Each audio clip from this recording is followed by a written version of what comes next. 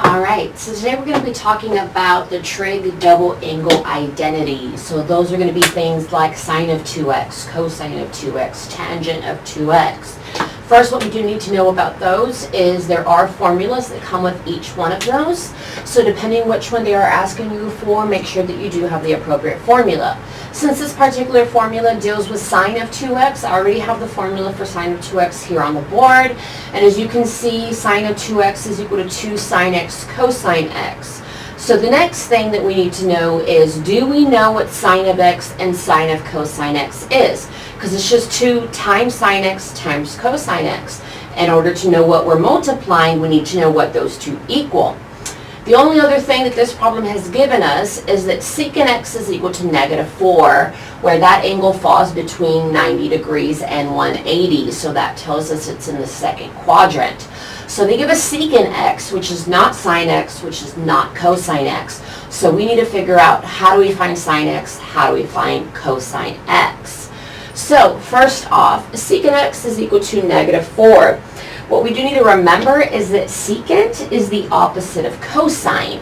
So if secant x is equal to -4, remember that could be -4 over 1. Secant is the opposite of cosine. So if I just take the reciprocal of this, I'm going to have cosine. So cosine would be a -1 over 4 is what I would get from that. So now we do know what cosine x is equal to. We just need to figure out what is sine x equal to. Okay, so if we know that cosine of x is equal to -1 over 4, so we're going to have to draw this out in order to find what sine x is. So they gave us that x is between 90 degrees and 180. So remember, this is 90 degrees here. 180 is right over here, so that means our angle falls somewhere within here that we're talking about. And as of right now, we have that cosine of x is equal to -1/4. Remember that cosine is adjacent over hypotenuse, so that means this one is our adjacent, our hypotenuse is the 4, so that's going to look like a -1 here. 4 here is what this tells me, right? Because cosine is adjacent over hypotenuse. If we know that, we can use Pythagorean's theorem in order to find the other missing sine, because hopefully what we do know, we're finding sine x here. Sine is opposite over hypotenuse, but we can't find sine unless we know what this side over here is. So we're going to use a little bit of Pythagorean's theorem to find that missing side, which will let us know what sine x is so that we can wrap up this problem. Now, Pythagorean's theorem, remember, is a squared plus b squared is equal to c squared.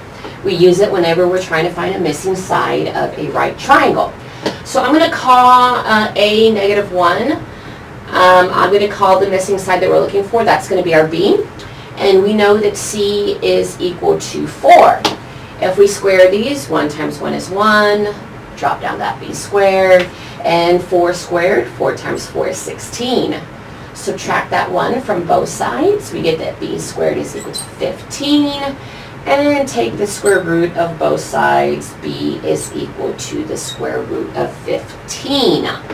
That means that this side over here is the square root of 15, which means if I want to know sine of x, remember, sine is opposite over hypotenuse. So our opposite, in reference to our angle, it's always reference to your angle, opposite of our angle is the square root of 15 over our hypotenuse, which is 4. So now we know 2 is part of the formula. Sine x is square root of 15 over 4. Cosine x is a -1 over 4. So I can plug and chug that into my formula here. 2 times sine x, which is square root of 15 over 4, times cosine x, which is a -1/4. And remember that sine x, that square root of 15 over 4, the one other thing that you needed to be careful with as far as your angle is concerned is it positive or negative? And that's just going to be, it's going to depend on where your angle is, what quadrant it lies in, and what side you're talking about. So square root of 15, this side here is positive. Remember, if you're going up, that's still positive. And your hypotenuse is always positive. So we don't need to worry about a negative going on this number. But you do notice that negative 1 here, that is negative because you are going in the negative direction. So that's why cosine is negative, but sine is positive here. All right, so multiplying the numerators together, let's do our numbers. Negative 1 times 2 is a negative 2. Just drop down that square root of 15. Remember, numbers and radicals don't multiply. Over 1 times 4 times 4. 1 times 4 is 4. 4 times 4 is 16, which means we need to look to see if anything simplifies. So it can simplify if your radical can simplify, if your numbers here can be reduced. Square root of 15 cannot be simplified, but a 2 and a 16 can be reduced. You do have a common factor of a 2. So essentially we can divide out a 2 from our numerator and our denominator. 2 divided by 2 cancels to a 1, so that's just a negative square root of 15. Over 16 divided by 2 is 8, giving us negative square root of 15 over 8. So that is what sine 2x is equal to for this particular problem. Otherwise, that's...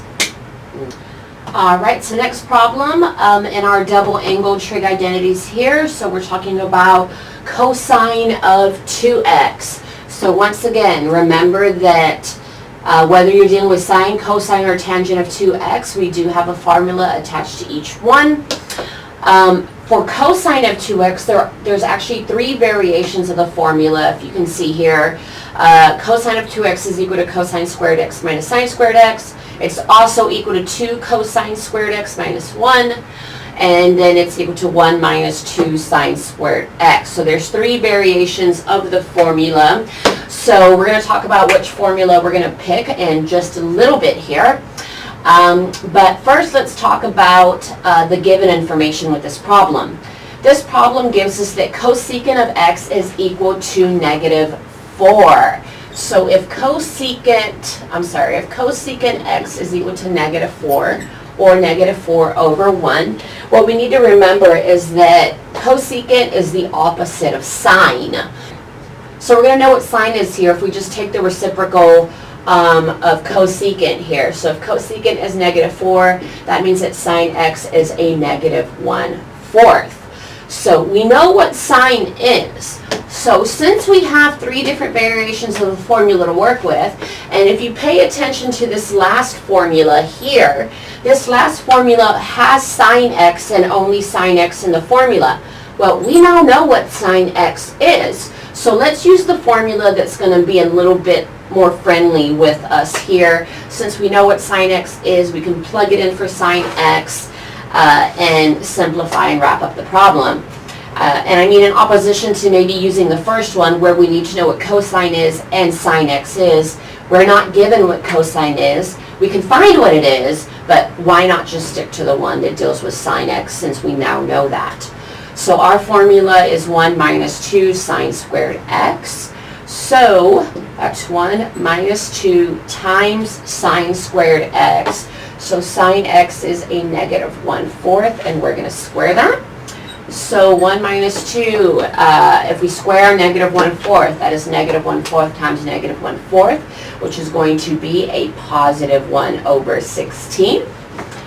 If we multiply that times the 2, so 2 times the 1 over 16, that's 2 times 1, which is 2, over 1 times the 16, which is 16. Remember that 1, written as any fraction, 1 over 1 can be 2 over 2, 3 over 2. Since I have to subtract the 2 over the 16, I'm going to write 1 as 16 over 16. I mean, why not? It helps me subtract my fractions to where I don't need to find common denominators. 16 minus 2 is a 14 over that common denominator of a 16, which means all I need to do here is reduce fractions. So here I can divide out of 2. 14 divided by 2 is 7. 16 divided by 2 is 8. That means that cosine of 2x for this particular problem is a 7/8. So last problem for this particular set is going to be a tangent of 2x example. So here we have the formula for tangent of 2x. We can see it's 2 over tangent x over 1 minus tangent squared x. So if we're taking a look at what we need to know for this particular formula, we need to know what tangent x is in order to plug in appropriately to this problem.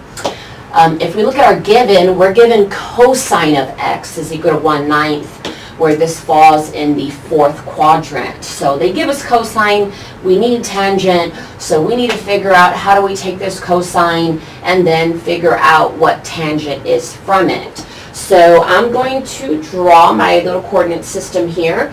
We're told that this is 270 to 360 degrees, which is our fourth quadrant right over here. So this is where our angle falls. That's going to be our reference angle. We are told that cosine x is equal to 1/9. Remember that cosine is adjacent over, hypotenuse. So that means adjacent is right over here, and that means hypotenuse is a 9. So tangent is opposite over adjacent. So opposite over adjacent in reference to this angle would be over here and then the 1. So we need to do a little bit of Pythagorean's theorem in order to find this missing side. That way we know exactly what tangent is equal to instead of cosine, what they gave us. So we're using a squared plus b squared is equal to c squared. I'm going to say that a is 1. We're going to solve for b. And our c is our hypotenuse, which is a 9. If we square everything, 1 times 1 is 1. 9 times 9 is 81. So if we subtract that 1 on both sides, I do get that b squared is equal to 80. I'm sorry, you can't see that. That b squared is equal to 80. And if we take the square root of both sides, square root times square cancels, giving us b is equal to the square root of 80. 80 is the same thing as 16 times 5. So the square root of 16 is 4.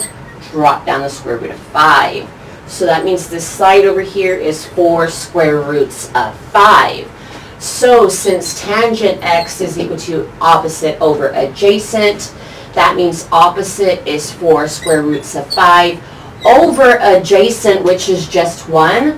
4 square roots of 5 over 1 is just 4 square roots of 5. So tangent x is equal to 4 square roots of 5. Now it's just a matter of plugging into our formula, right? So if we plug into our formula, that's 2 times tangent x. Tangent x is 4 square roots of 5 over 1 minus tangent squared x. And actually, I'm sorry, let me backtrack here. This 4 square roots of 5, one other thing we need to figure out is it positive or negative? That's one thing that I tend to forget about a lot for some reason. Even as a teacher, I still sometimes forget to do this. We need to remember and take a look. Just because cosine was positive does not mean that tangent is positive. So let me backtrack here just a second here. Remember that tangent x is 4 square root of 5 over 1. The 1 is positive since that is in a positive direction, so that one's fine. The 4 square root of 5 is going down in the negative direction. So I'm sorry, tangent x is actually negative 4 square roots of 5. I'm so sorry about that because it's going down here. So when I plug this in, I need to make sure I attach a negative onto it as well. In the denominator, 1 minus negative 4 square roots of 5 squared is what we're simplifying. Simplifying in the numerator, that's just 2 times a negative 4, which is a negative 8. Drop down the square root of 5 with that. In the denominator, I'm going to go ahead and square this off to the side and then plug it back in. Negative 4 square root of 5 times negative 4 square root of 5. Do number times number, radical times radical. Negative 4 times negative 4 is a positive 16.